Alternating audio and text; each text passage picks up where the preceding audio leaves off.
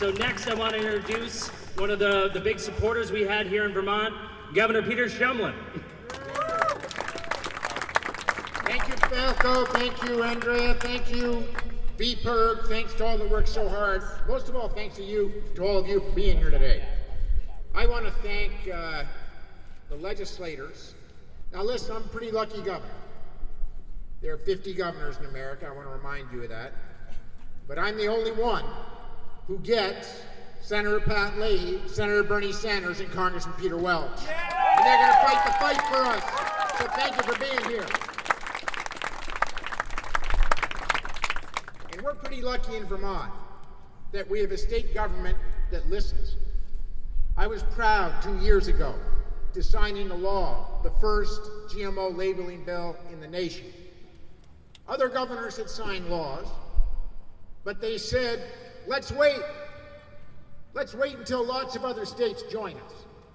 And Vermont had the courage to say, much like we did on civil unions, much like we did on marriage equality, if it's the right thing to do, what are we waiting for? What are we waiting for? So we signed the bill, and we gave a heads up to the food manufacturers, you have 2 years. In politics, that's a lifetime, to label your food so the consumers will know what they're buying.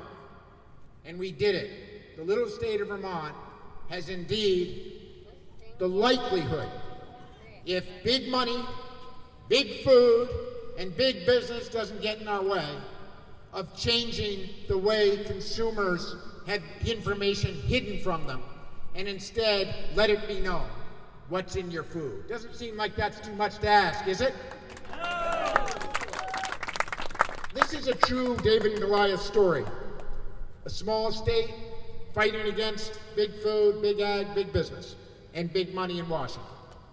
We knew when we signed it that we'd have challenges, but we set up the Vermont Food Fight Fund, and all of us said we'll take them on.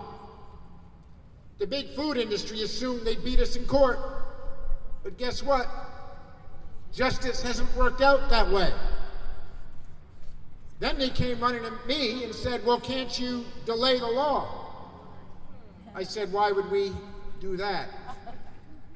Now they're appealing to the Republican Congress to save them from doing what's right.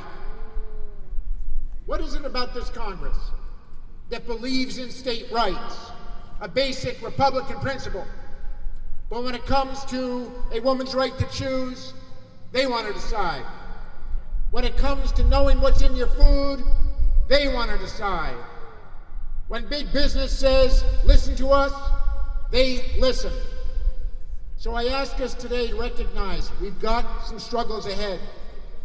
The labeling compromise in Congress is not a compromise at all. It takes us back to where we were, where consumers do not have the right to know what's in their food.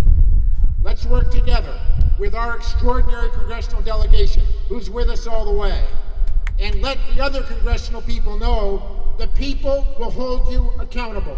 The voters will hold you accountable. Overwhelmingly, America wants us to join the 63 other nations who label their food. Join us in making it happen. We will win this fight. Thank you for being here.